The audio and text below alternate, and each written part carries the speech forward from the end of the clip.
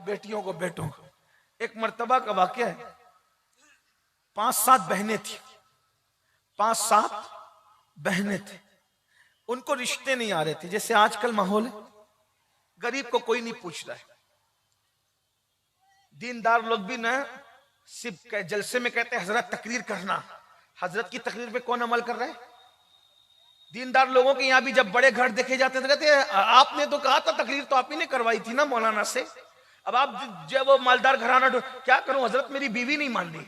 वो इतना फरमा बरदार हो गया तो बीवी का, पूरी जिंदगी अपनी चलाता रहा और अब मालदार घर में रिश्ते के लिए बीवी को आड़ बना लिया। यही होता है ना, ये सब होता है। ये सब झूठ है, मक्कारी, फरेब है। जहेज क्यों मांग रहे हो? अगर बीवी नहीं मान रही है। बीवी की कितनी मानी तूने? आज सब कुछ मलका बीवी को बना दिया। झूठ है।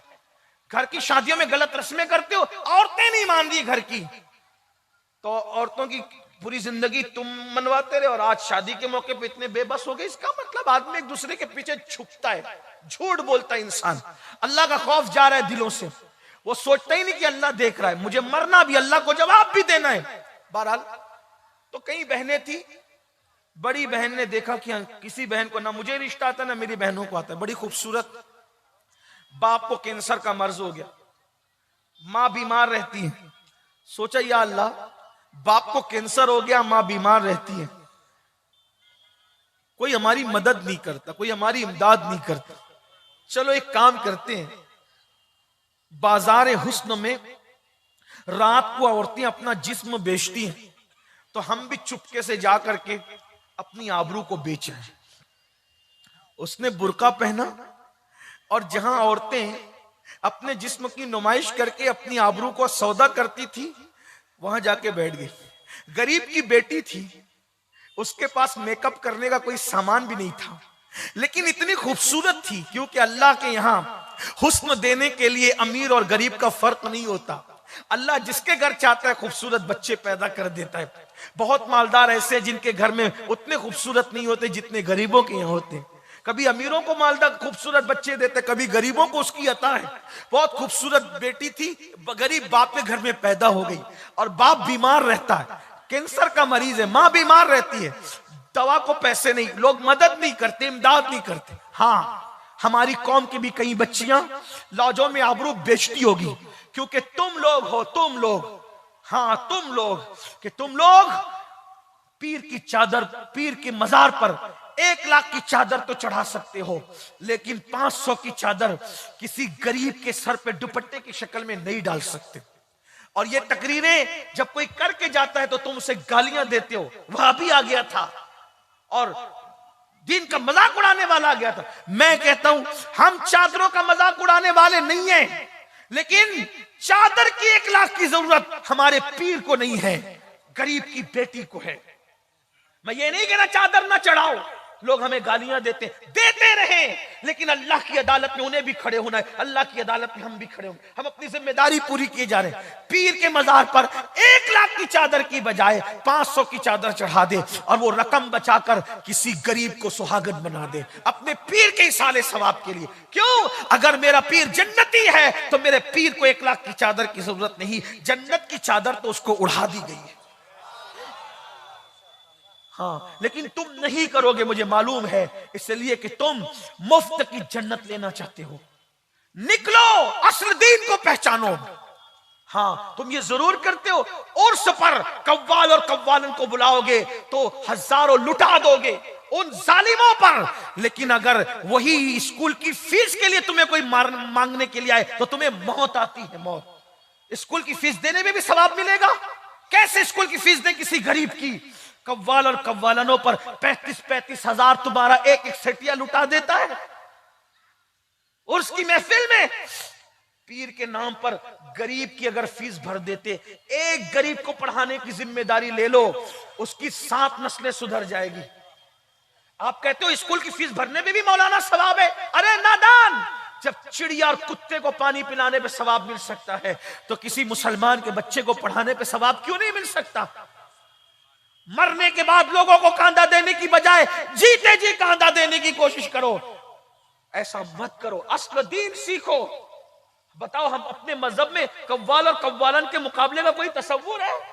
अपने मजहब की तालीम तो ये कि औरत बुलंद आवाज से कुरान नहीं पढ़ सकती, कि मर्दों के कानों तक पहुंचे। जो मजहब औरत को बुलंद आवाज से कुरान पढ़ने की इजाजत नहीं देता कि मर्दों के कानों तक पहुंचे, उस मजहब में कव्वालन को बुलाकर उर्स में, वो भी क्या तस्वुर है। शर्म करो, अल्लाह को जवाब देना है, मरना है तुम्हें। ऐसी महफिलों में शिरकत मत करो। लेकिन मैं ये भी जानता हूं, तुम जलसों में जितने आते हो ना, उससे ज्यादा उन खुराफात की महफिलों में जाते हो। उलमा कहते हो तो तुम मानते नहीं हो, इसलिए कि कलकत्ता, मुंबई, दिल्ली और सऊदी और दुबई के सेठिए अपनी मर्जी चलाना चाहते गांव में आकर, वो उलमा की नहीं मानना चाहते। लेकिन याद रखना, दौलत के गुरूर और घमंड में अल्लाह के कानून को पीठ के पीछे डालने वालों, जब वो फिरौन को दरिया में गर्क कर सकता है तो तेरी दौलत की औकात क्या है। जब वो लंगड़े मच्छर से नमरूद को हलाक कर सकता है तो तेरी दौलत की औकात क्या है। इसलिए याद रखना, दौलत के घमंड में अल्लाह के कानून को पीठ के पीछे मत डालना, वरना अल्लाह बर्बाद करेगा। जो अल्लाह देना जानता है वो अल्लाह छीनना भी जानता है। तो मैं अर्ज कर रहा था, बात इख्तिसार खत्म करते, उस लड़की ने सोचा मेरे बाप को कैंसर है, कोई मदद नहीं करता, माँ बीमार है, कोई मदद नहीं करता, बहनों को रिश्ते नहीं आते, कोई मदद नहीं करता। तो क्या किया उसने, कहा चलो जिस्म ही बेच लें, बाप के लिए दवा का इंतजाम तो हो जाएगा। बड़ी दर्दनाक है ये सूरत हाल।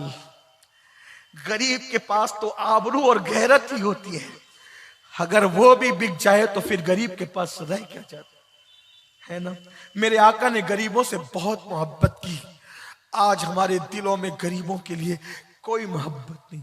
हम तो मुसाफे भी अमीर और गरीब देखकर करते हैं, हम तो जनाजों में भी अमीर और गरीब देखकर जाते हैं, हम तो दावतों में भी गरीब और अमीर देखकर जाते हैं। बड़ी माजरत के साथ, अगर गरीब बीमार पड़े तो उसका कोई पुरसाने हाल नहीं, मालदार बीमार पड़े तो दूर दूर से लोग उसकी खैरियत पूछते।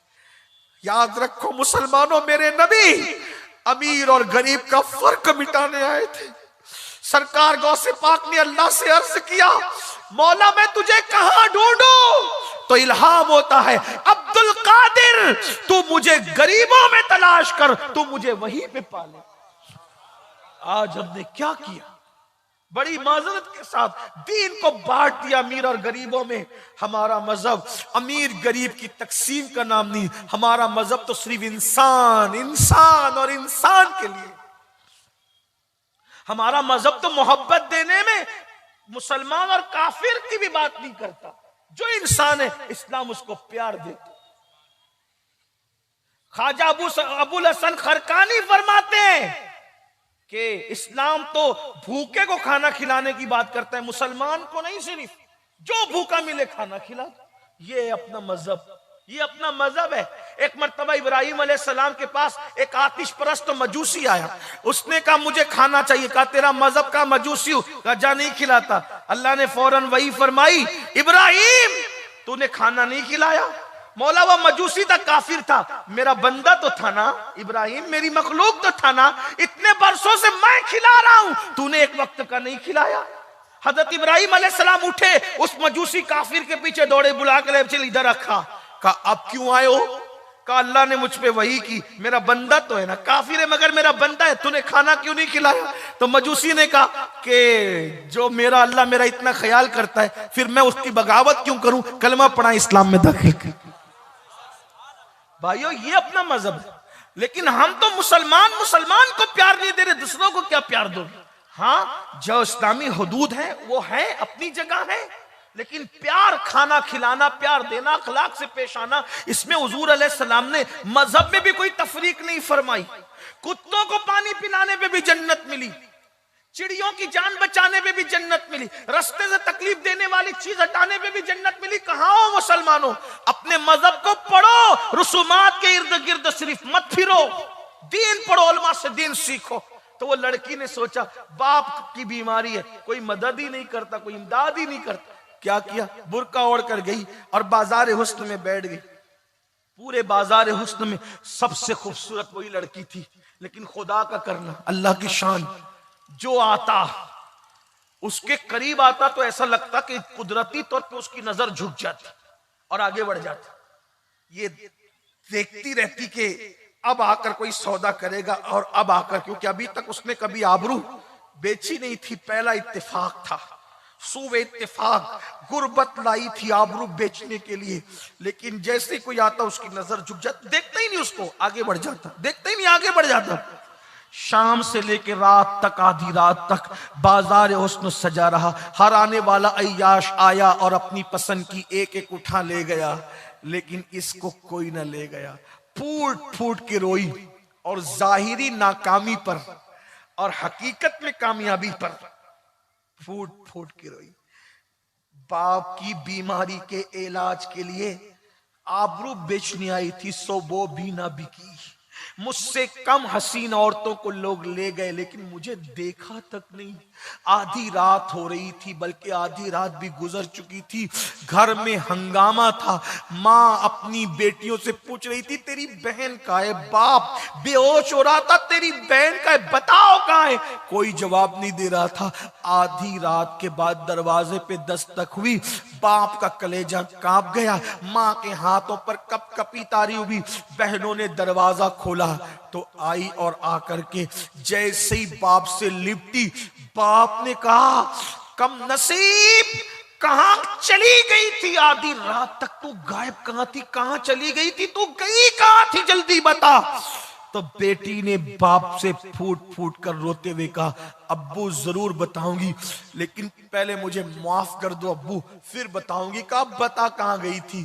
कहा बाबा, आपकी बीमारी के लिए मोहल्ले में, इलाके में, गांव में कोई हमारी मदद नहीं करता। आपकी बीमारी को पैसे मांगते तो कोई इमदाद नहीं करता। तो मैंने सोचा कि बहनों की शादी हो जाएगी, आपका इलाज हो जाएगा, मैं अपनी आबरू बेचकर कुछ पैसे कमा लूंगी तो मैं इलाज कर सकूंगी आपका, बहनों की शादी। बाप की आंखें फट गई, गरीब हया से पानी पानी हो गया। तो कहा फिर क्या हुआ?